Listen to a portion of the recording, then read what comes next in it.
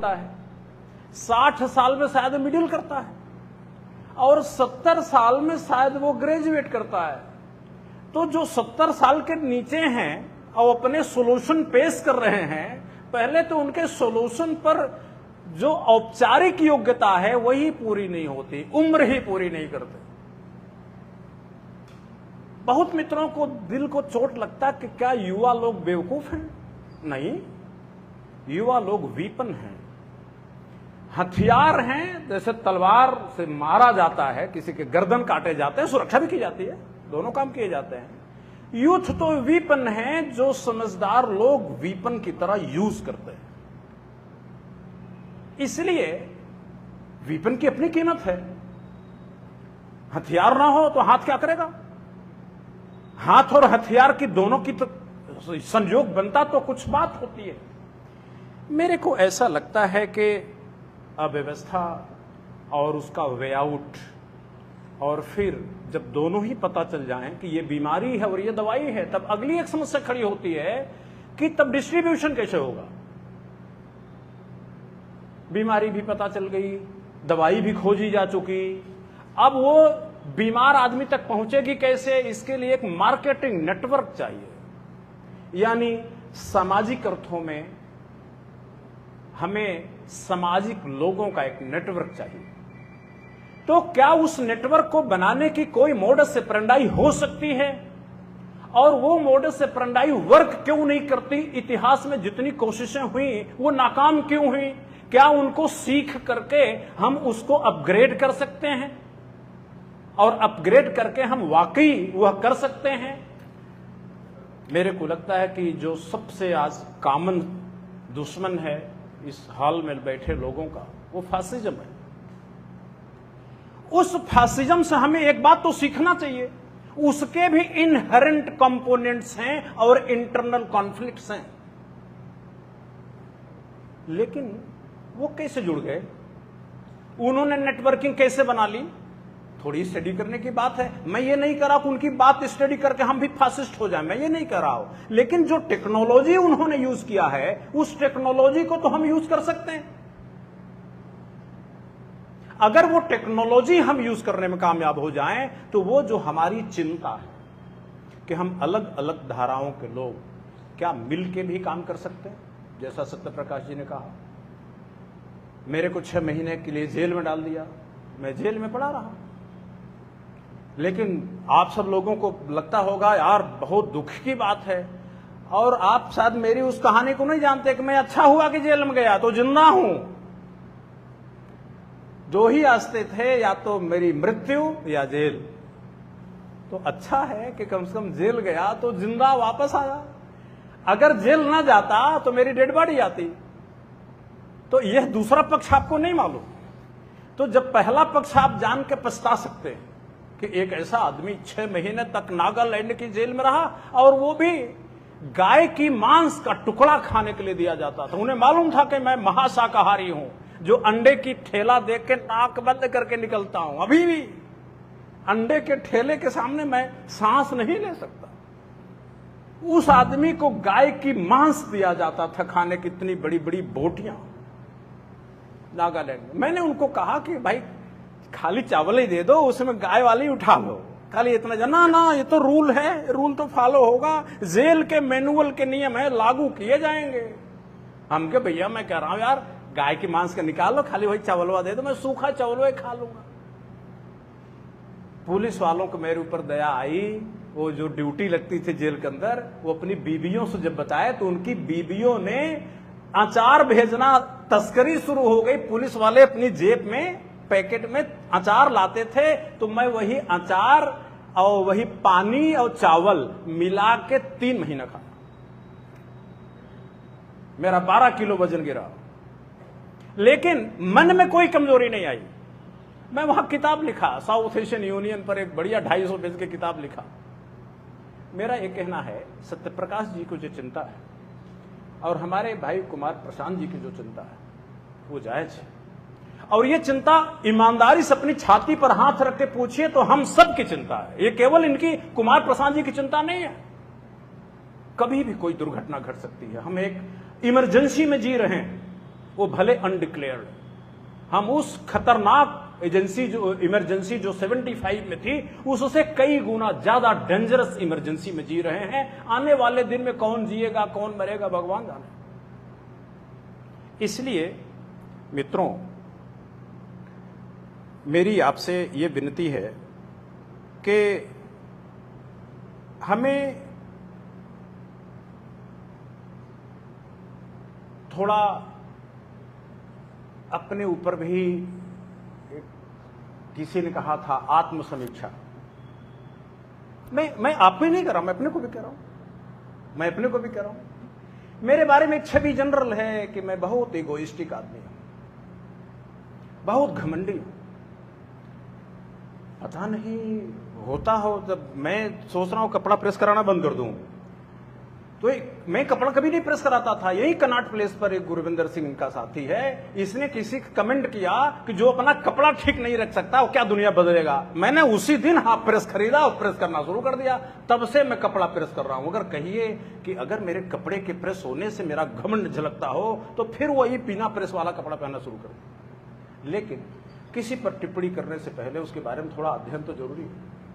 और हमने जो निष्कर्ष निकाले हैं, अभी हमारे एक मित्र दिखाई नहीं पड़ रहे हैं, आगरा वाले थे, कह रहे थे, हाँ आप ही तो बोल रहे थे, देयर इज क्लेसेस ऑफ सिविलाइजेशन।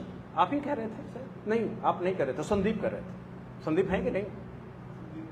नहीं है ना? संदीप कह रहे थे।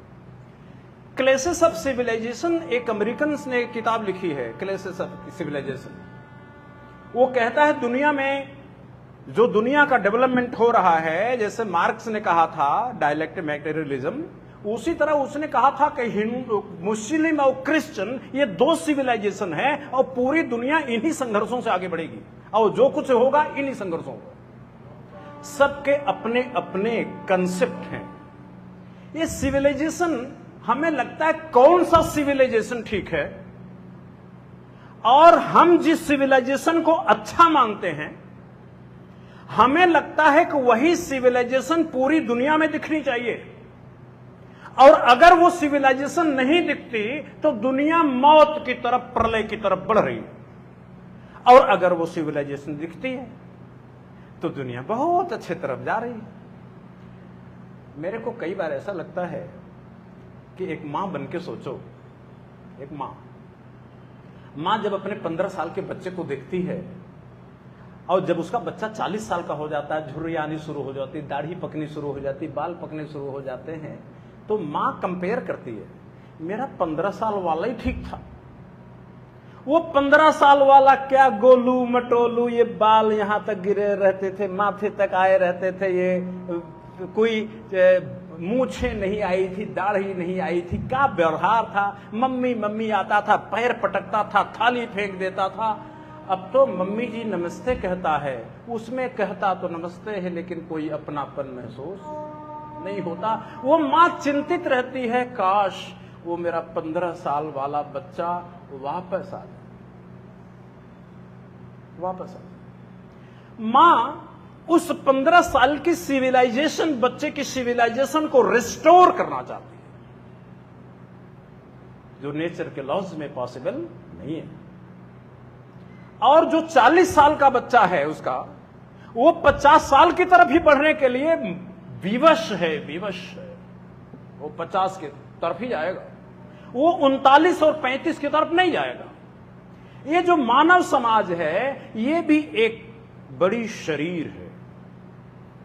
हमारे यहां कहा भी गया है नर और नारायण।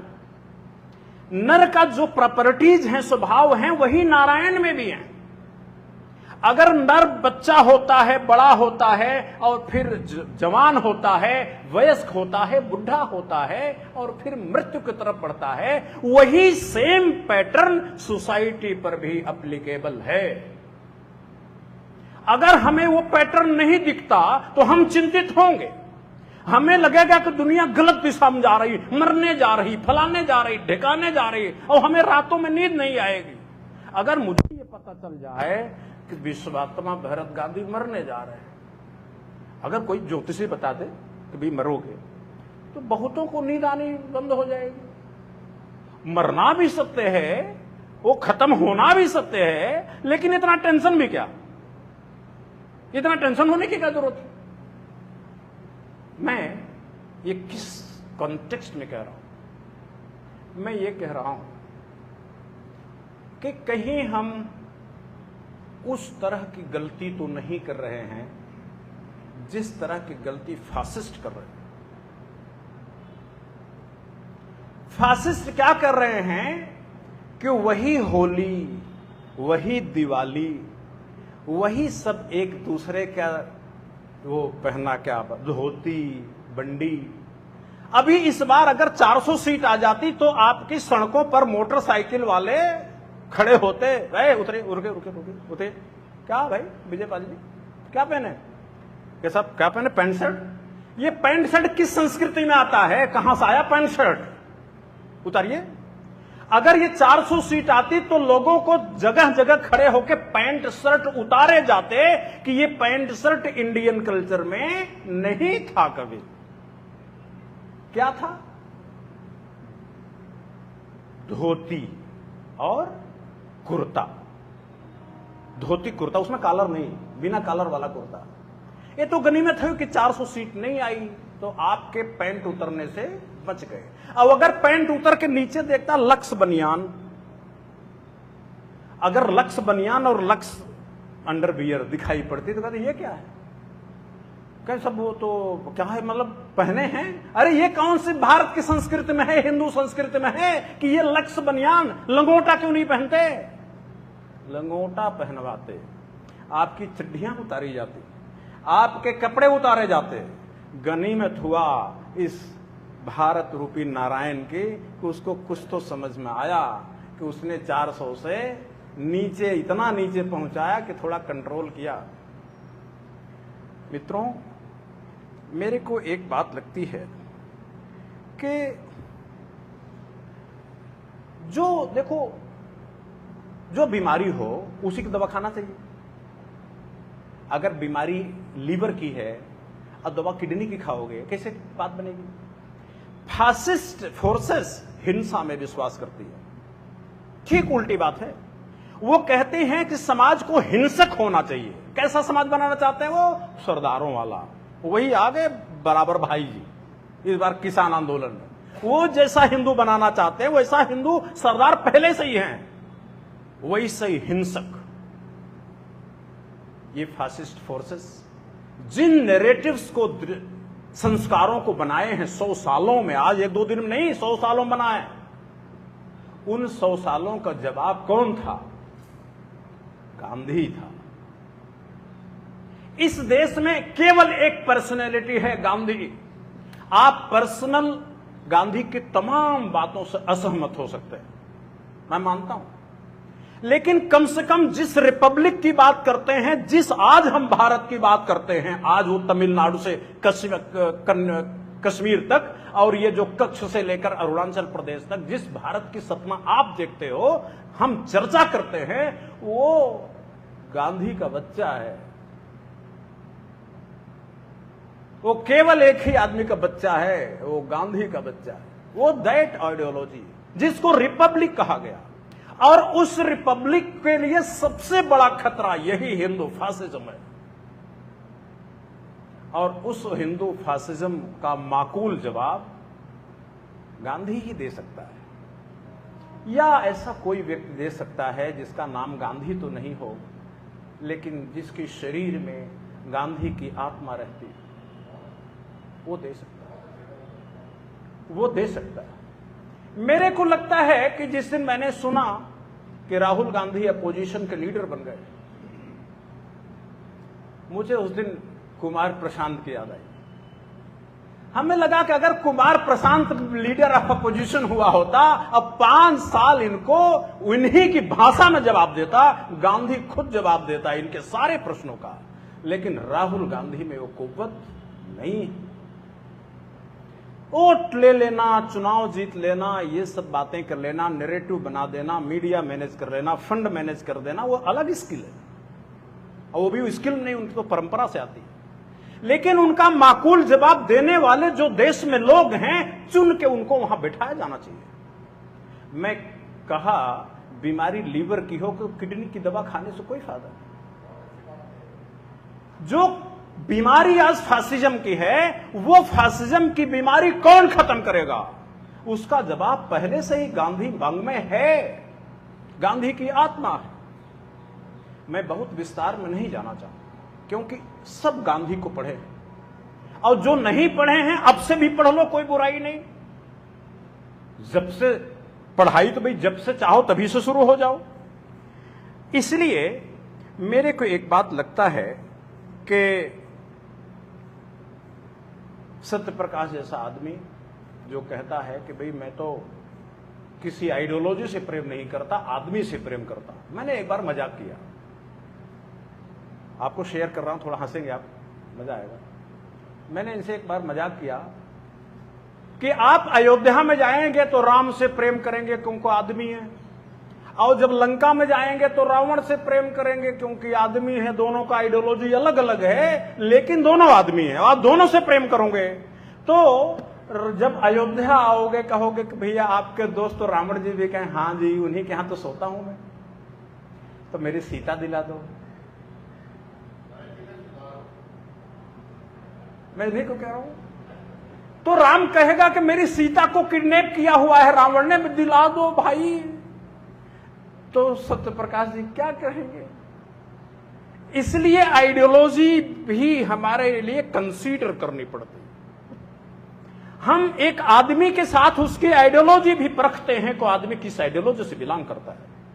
अगर वो रावण की आइडियोलॉजी है, अगर वो दुर्योधन की आइडियोलॉजी है, तो हम ये कह सकते हैं आदमी तो ठीक है लेकिन आइडियाज ठीक नहीं है, संस्कार ठीक नहीं है। हम सीधा नमस्ते कर लेते हैं, भाई हम आपसे ज्यादा मेल जोल नहीं रख सकते, हम दुश्मनों की सूची में आपको रखने के लिए तैयार हैं, आपसे मरने के लिए तैयार हैं, लेकिन आपसे दोस्ती करने के लिए तैयार नहीं है। हमारी लाइन एकदम साफ है।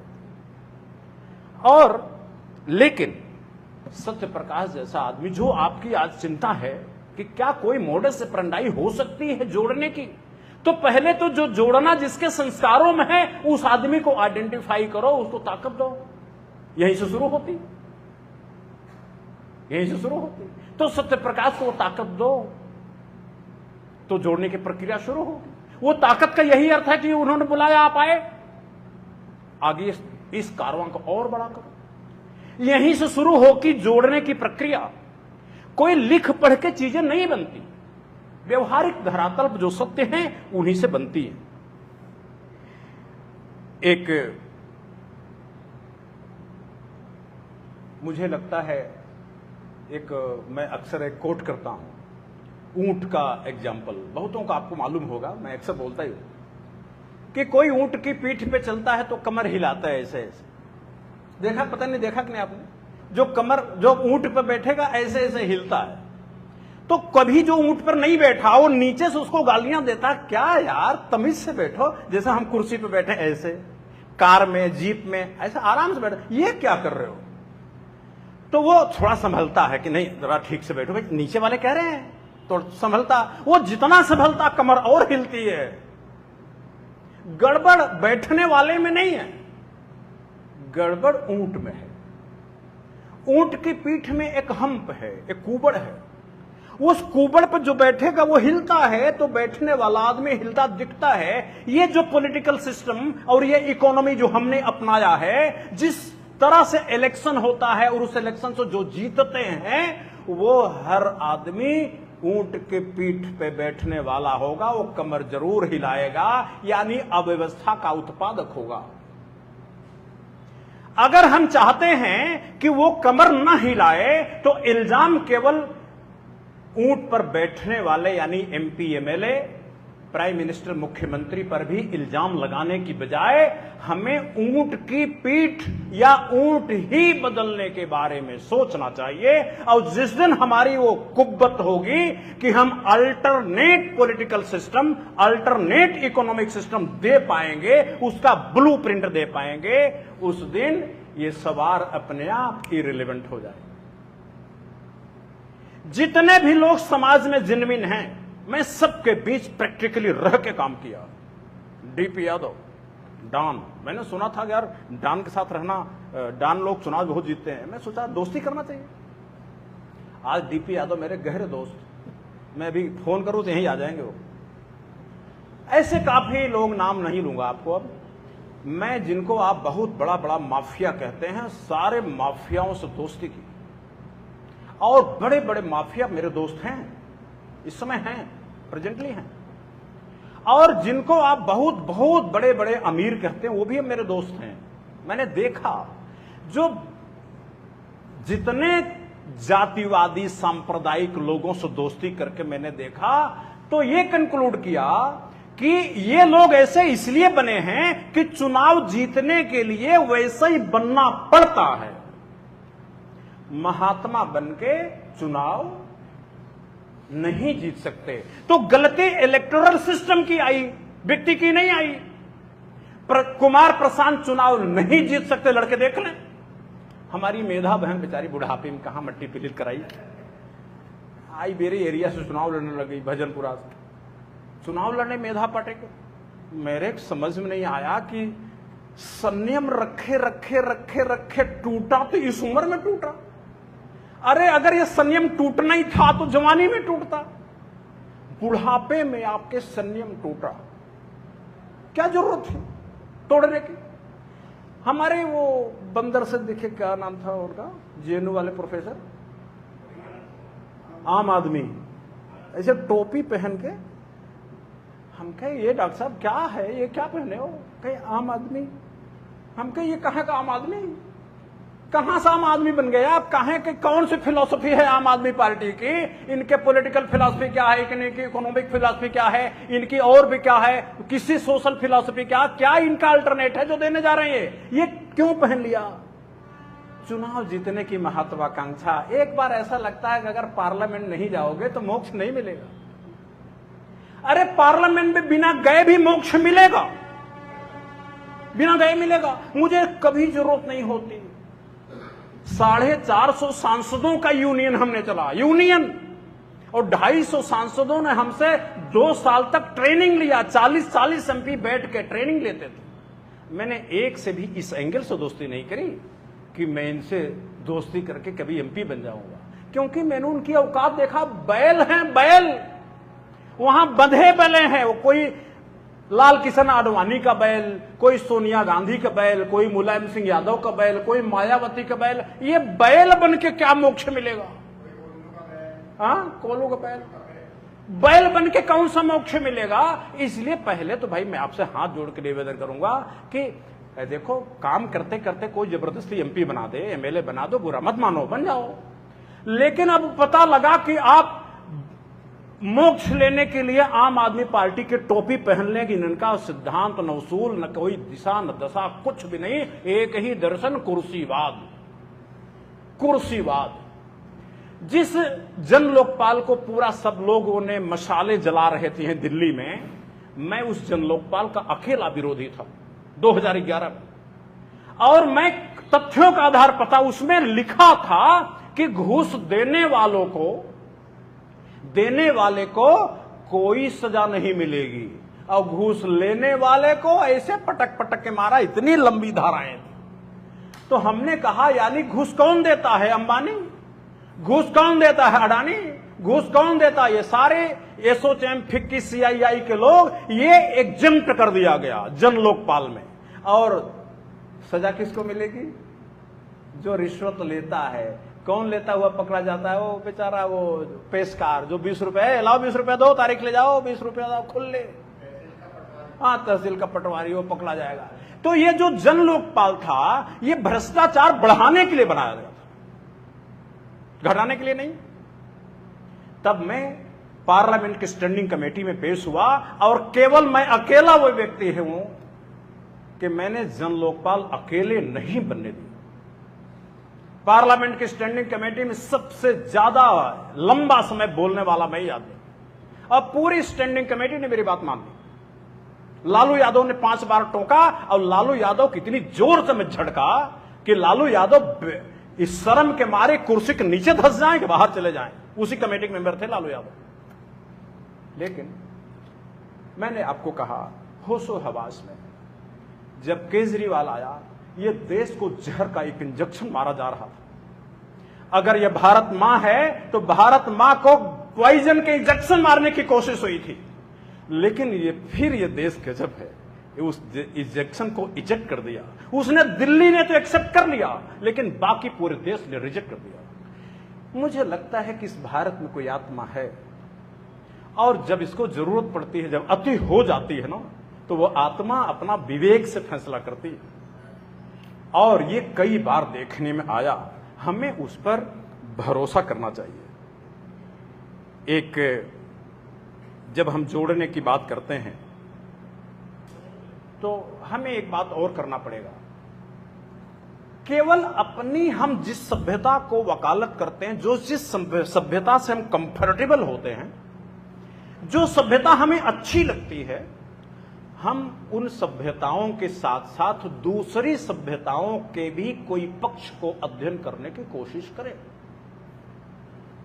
हम जिसको अपना शत्रु मानते हैं, मैं नंगी भाषा में ऐसे बोलूं, हम जिस सभ्यता को अपना शत्रु मानते हैं, उस शत्रु सभ्यता के भी कोई पक्ष हैं क्या, उसको समझने की कोशिश करेंगे तो हम फिलामेंट मैनेजमेंट का काम कर पाएंगे। ये बिजली का बल्ब है या ट्यूबलाइट है, इसमें एक तरफ गर्म तार है, एक तरफ ठंडा तार है। अगर दोनों को छुआ दोगे तो आग लग जाएगी, लेकिन जरा दूर रख के पतले तार से जोड़ दो, जिसको फिलामेंट बोलते हैं, तो रोशनी हो जाएगी।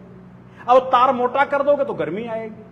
हीटर बना लो, रोशनी कर लो। ये बिजली के जो विभाग हैं, उनसे थोड़ा सा हम सीखें। ये अलग अलग जो सभ्यताएं हैं, जो अलग अलग विचारधाराएं हैं, चाहे वो केंद्रीकरण की हैं या विकेंद्रीकरण की हैं। अब इसमें भी केंद्रीकरण में दो हैं, पॉलिटिकल केंद्रीकरण और इकोनॉमिक केंद्रीकरण। आर्थिक केंद्रीकरण की विचारधारा अलग है और राजनीतिक केंद्रीकरण की विचारधारा अलग है। इसी तरह आर्थिक केंद्रीकरण की विचारधारा अलग है और राजनीतिक विकेंद्रीकरण की विचारधारा अलग है। इसी तरह कल्चर में भी दो हैं, कल्चरल सेल्टराइजेशन, कल्चरल डिस्टेंशन। अगर इनकी आप कंपोनेंट्स देखोगे, this is made by nature. हमें ऐसा लगता है कोई कॉन्स्पिरेसी चल रही है।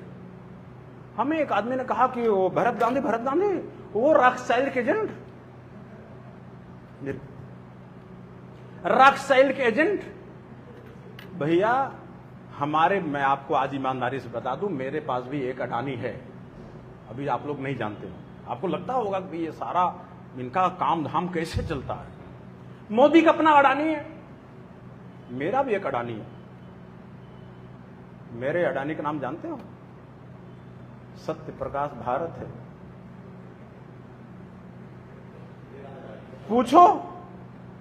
पूछो हमें, मेरे बस के आने का किराया, जाने के किराया, ट्रेन का किराया, कितना पैसा मेरे ऊपर खर्चा किया। अभी हिसाब मांग लेंगे तो मैं दे ना पाऊंगा इनका, मैं इतना का कर्जीदार हूं। मेरा भी अडानी है, लेकिन भैया सत्यप्रकाश का एजेंट मुझे कहो तो समझ में आता, रॉकफेलर का तो मत बोलो। मैं तो आज तक अमेरिका कभी नहीं गया, रॉकफेलर के एजेंट। इसलिए मैं आपको इशारे में एक बात कह रहा हूं, इतना अभी परेशान ना होइए कि दुनिया कल खत्म होने जा रही है। आप थोड़ा मेरे ऊपर भी विश्वास करिए कि दुनिया ठीक दिशा में जा रही है। इसलिए ठीक दिशा में जा रही है कि उसमें बल्हारा है ना, उसमें देवेंद्र है ना, उसमें कुमार प्रशांत है ना, उसमें हरीश गुप्ता है ना, उसमें बहुत लोग हैं, हमारे हरपाल राणा है ना, बहुत लोग हैं। आप इनको जीरो मानते हो क्या? अगर आप इतने डरे हो कि नहीं दुनिया तो मरने जा रही, बस कल प्रलय हो जाए, कल खत्म हो गया, अब तो रात में नींद नहीं आए, नींद की दवा खाए, उसमें इतना भी टेंशन मत लो। दुनिया इतना बुरी हालत में नहीं है।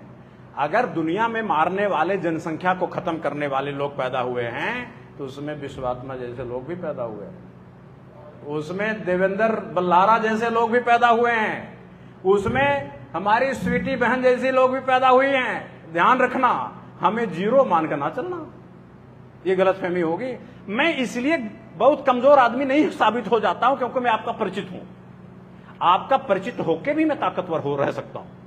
हमारी एक आदत यह है कि जो हमारे परिचय के घेरे में आता जाएगा उसको हम कमतर आंकते चले जाएंगे, और जो परिचय से बाहर होगा महान होगा, बहुत महान होगा।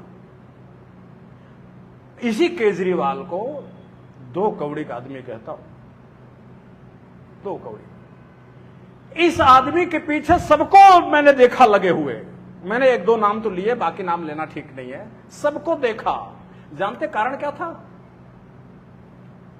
कारण यह था कि 250 टीवी चैनल डिप्लॉय किए गए थे अन्ना आंदोलन कवर करने के लिए। उन पर शर्त लगाई गई थी कि एक भी विज्ञापन वीडियोकॉन का, रिन साबुन का नहीं दोगे, और प्रतिदिन 250 करोड़ रुपया का पेमेंट हो रहा था एक दिन का।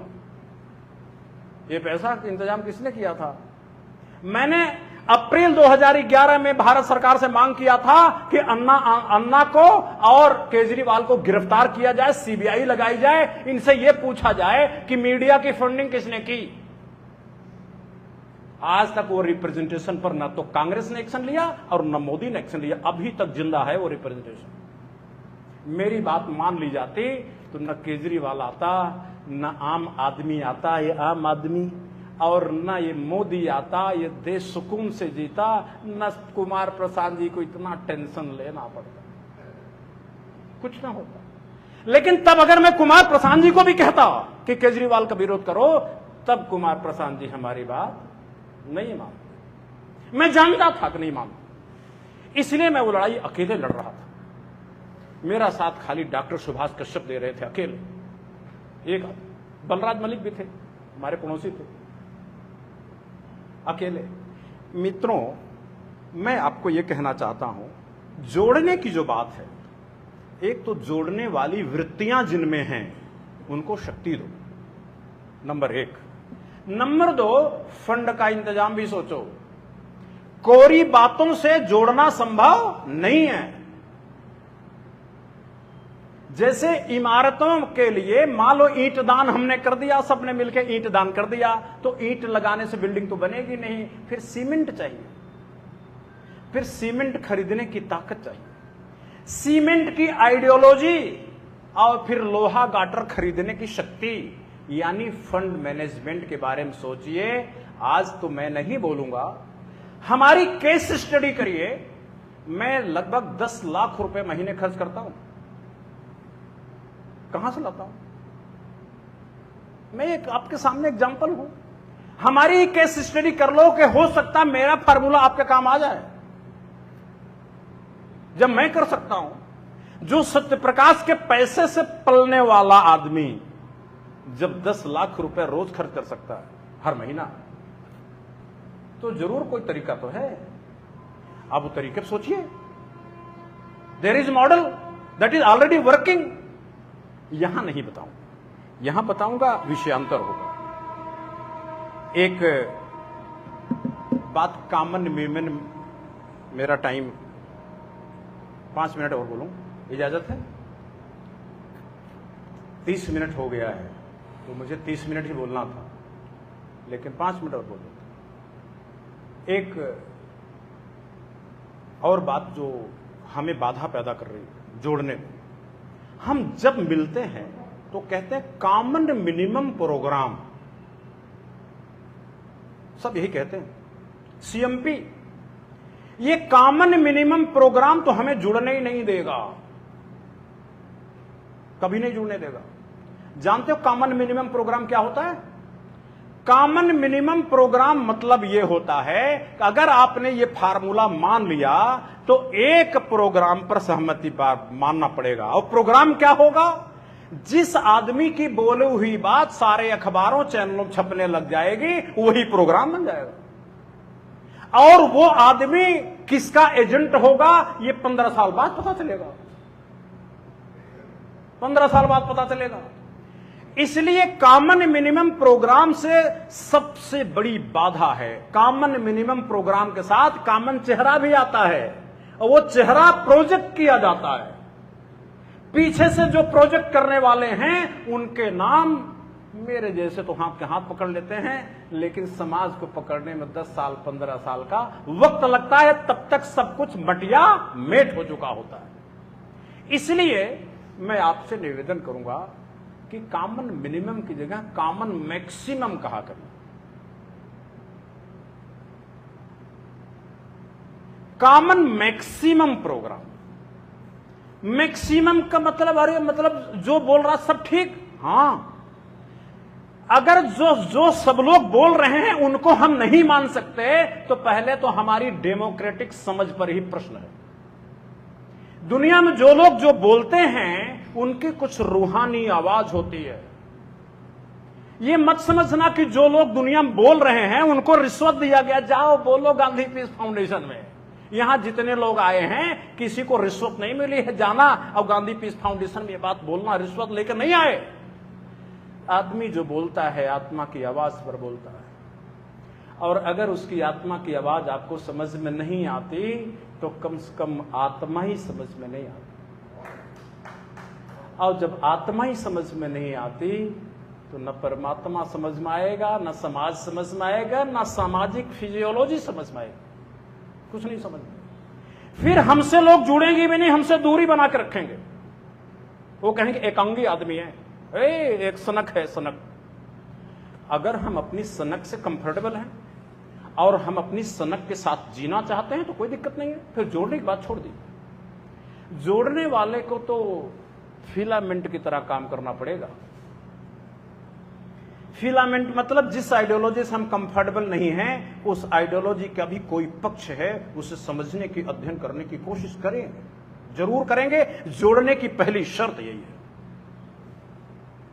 मित्रों, अंत में मैं एक बात और कहूंगा कि जब जोड़ने की बात आती है तभी हमें लगता है, हमारे मीटिंग शुरू होने से पहले ये चिंता सत्यप्रकाश जी की और अपने भाई कुमार प्रशांत जी का आई होगी कि यार आयोजन राउंड टेबल किया जाए कि मंच वाला किया जाए कि क्या किया जाए। इस पर चिंतित हुए होंगे, चिंता किया होगी, तब ये हुआ होगा कि ऐसा ऐसा कर लिया जाए कि जो बोलेगा मंच पे बैठेगा, बाकी लोग कुर्सियों पे बैठेंगे। ऐसा इन्होंने रास्ता निकाला हो।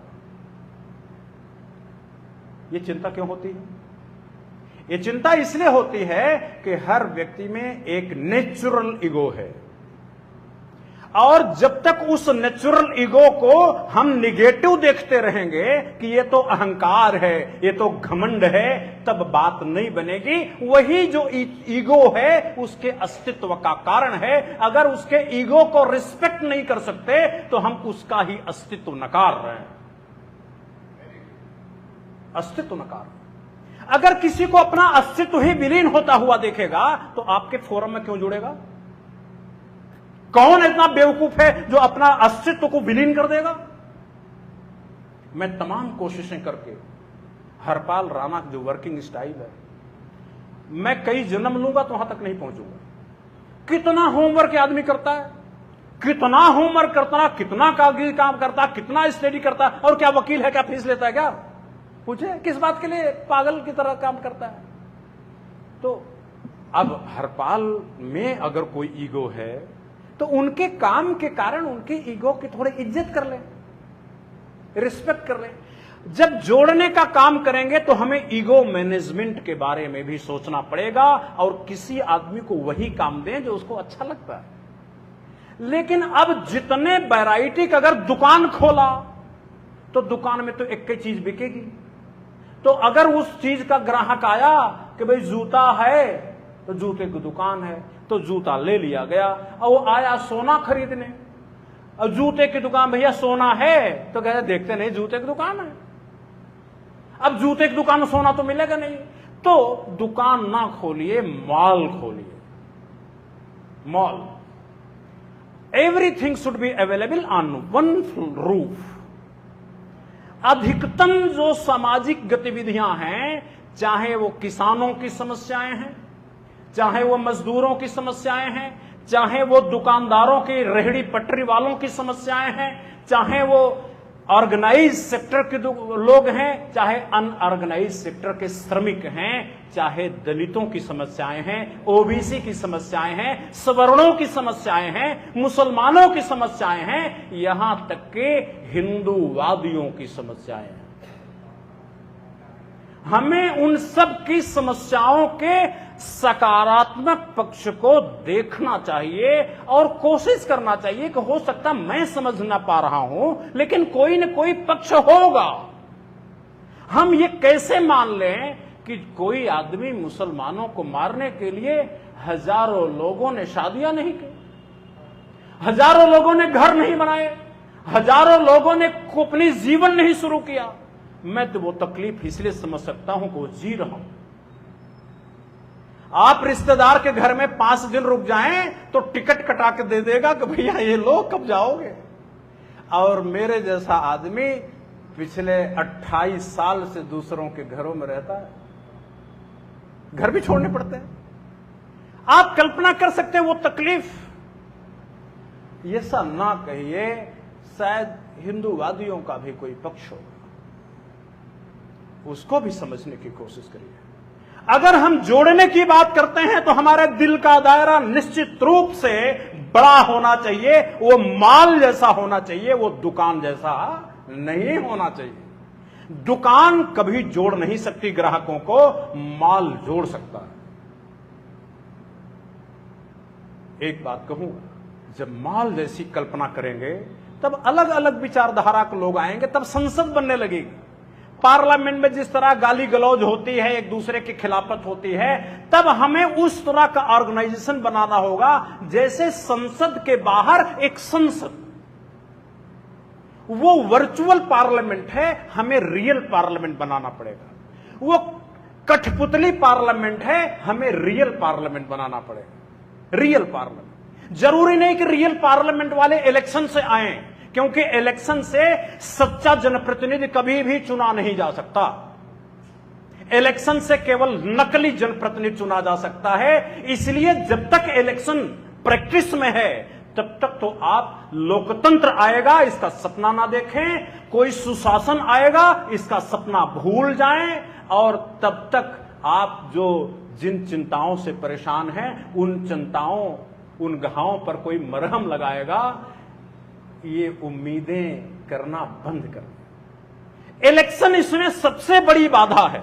इलेक्शन अपने आप में इस बात का पुख्ता इंतजाम है, बाई डिफॉल्ट अरेंजमेंट है कि इसमें माइनॉरिटी सुख में रहेगा, 3-2% और 98% आदमी परमानेंट दुखी रहेंगे। और उन्हें शासक बदलने का जो भ्रम है, वो शराब जैसा राजा बनने का, जैसे शराब पीने वाला नाली में गिरा रहता, लगता है हेलीकॉप्टर में चल रहा हूं, तो यह एहसास लोगों को होता रहेगा। इसलिए जब हम कोई इस तरह के ऑर्गेनाइजेशन की सोचें कि कोई कॉमन फोरम हो, तो एक बात, उसका कोई लीडर नहीं होना चाहिए। वहां किसी व्यक्ति का शासन उस संगठन पर नहीं चलना चाहिए। अगर किसी व्यक्ति का शासन चलेगा तो कोई भी कॉमन फोरम नहीं बन सकता, नंबर 1। नंबर 2, उसकी कोई स्टीयरिंग कमेटी नहीं होना चाहिए। जैसे सोचते 5 आदमी की कमेटी, जहां 5 आदमी की कमेटी बनाए, आपने उस संगठन को खत्म करने का पहला इंतजाम कर दिया। वो 5 आदमी में जोड़ने की क्षमता है कि नहीं, ये तो प्रक्रिया से तय होना चाहिए। आप कैसे तय कर सकते हैं? और जिनको आप जिनके हाथ में कमान देंगे वो किसी का एजेंट नहीं होगा, इस बात की गारंटी क्या? इस बात की क्या गारंटी? इसलिए नियमों का शासन होना चाहिए। पहले तो उस कॉमन फोरम का एक बाईलॉज बनाइए, एक कॉन्स्टिट्यूशन बनाइए, जहां वो 5 आदमी की स्टीयरिंग कमेटी बनाने की पहले रूल्स तय हो, ये प्रोसेस तय हो, उस प्रोसेस में जो आ जाए वो स्टीयरिंग कमेटी बन जाए। लेकिन it should not be nominated, ध्यान रखना। जो नॉमिनेटेड होगा, हो सकता है कि उसकी हाथी भर की क्षमता ना हो, और कहता हो मेरे ऊपर 10 कुंटल लाद दो, ना बेचारा उठा पाएगा।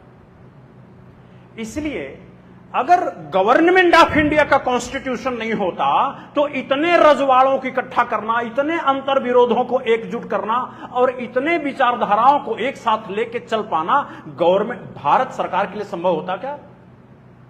भारत सरकार के लिए संभव इसलिए हो रहा है कि उनका रिटन कॉन्स्टिट्यूशन है। इसलिए अगर आप सब लोग हिम्मत कर सकिए तो अपने फोरम का नाम बाद में रखा, और नाम भी वही जो कॉन्स्टिट्यूशन बनाएंगे, असेंबली की प्रक्रिया बनाइए वो तय करेंगे, नाम भी मत रखिए, लीडर भी मत तय करिए, खाली ऑब्जेक्टिव तय करिए, हमें जुड़ के काम करना है, बस, और कुछ नहीं। ऑब्जेक्टिव जुड़ के काम करना, इसमें किसी को आपत्ति नहीं है, तो बन सकती है। अगर आप कहेंगे हमारे पास इसका एक ड्राफ्ट है, यही सत्यप्रकाश से पूछिए आज 5 साल पहले, मेरे पीछे पड़े जुड़ के काम नहीं करते, जुड़ के नहीं करते, हमके बैठो। 4 दिन बैठा भजनपुरा में, फिर बोले नहीं रोहिणी में बैठो, रोहिणी में ये जितने आदमी आए थे उड़नछू हो गए, ये तो सब चले गए, उनका भी खत्म। हमें कह दिए कि भाई संविधान बनाओ, हम लगातार 1.5 साल नाक रगड़ के संविधान बनाए, उस संविधान को पढ़ने वाला कोई नहीं। एक बात ध्यान रखना, बड़ा काम करने चलोगे और बड़ी मेहनत करने से डरोगे तो नहीं हो सकता। साइकिल का पंचर की दुकान खोल लोगे, कम मेहनत में काम चल जाएगा, लेकिन अंबानी बनने चले हो और कंपनी एक्ट पढ़ने में डर लग रहा, तब नहीं होगा। गल्ला कल्चर से वो मल्टीनेशनल का कल्चर नहीं आएगा, ध्यान रखना। जोड़ना बहुत बड़ा काम है। इसलिए मेरे को लगता है जो काम हम लोग कर रहे हैं वो असंभव तो नहीं है, बिल्कुल असंभव नहीं है। जुड़ के करने में, मिल के करने में हम एक दूसरे के संबल बनते हैं। सत्यप्रकाश सही कहते हैं, मैं जेल चला गया तो दूसरे लोग आंदोलन किया, हमारा अच्छे बाहर लड़ता रहा, अधिकारियों से बेचारे कुछ नहीं कर सकते थे। प्रशांत भूषण जी ने बहस करके हमें सुरक्षा दिलाई। हमें जेल में रहना इसलिए नहीं पड़ा कि बहुत बड़ा मुश्किल काम कर दिए थे 6 महीना, इसलिए कि जेल से बाहर निकलते मेरे मर्डर का इंतजाम था, निकल नहीं सकते। अब एक आदमी जेल में हो, कौन सी अदालत सुरक्षा दे देगी बताओ? एक जेल में चला गया अपराधी हो गया ना, तो मान लिया जाता क्रिमिनल है। अब क्रिमिनल को पुलिस सुरक्षा कैसे मिलेगी? ये हो ही नहीं रहा था। तब प्रशांत भूषण जी ने उसका कारण बताया, तब हमें जेल में पुलिस सुरक्षा मिली और जेल से हमें हवाई जहाज पहुंचाया गया। ठीक है, जुड़ के काम करने से अगर आप अंदर हो जाते हैं, आप किसी आपदा के शिकार हो जाते हैं, आप कोई दुर्घटना के शिकार हो जाए, हमारा बाहर साथी हैं, वो काम करते रहेंगे, आपको जेल में भी आराम से जेल काट पाएंगे। और जब आप अकेले होते हैं और आप ही जेल में चले गए तो जेल काटना एक एक दिन भारी होता है। हर आदमी भरत गांधी नहीं होता कि किताब लिखने लग जाएगा। इसलिए मैं इस प्रस्ताव का समर्थन करता हूं। जोड़ने के हर कार्य में मैं आपको आगे मिलूंगा, तन से आगे मिलूंगा, धन से आगे मिलूंगा, लेकिन अपने संगठन से आगे नहीं मिलूंगा, क्योंकि संगठन मेरा बिक्री की चीज नहीं है। हो सकता है आप जिस आइडियाज पर मेरे को जोड़ सकते हो, मेरा संगठन किसी विचारों पर खड़ा है। अगर वो विचार आपके संगठन के फोरम का एजेंडा बनता है तो वो संगठन भी आपका साथी होगा, अन्यथा भरत गांधी विश्वात्मा तो आपके साथी हैं और रहेंगे इन्हीं बातों के साथ। मुझे माफ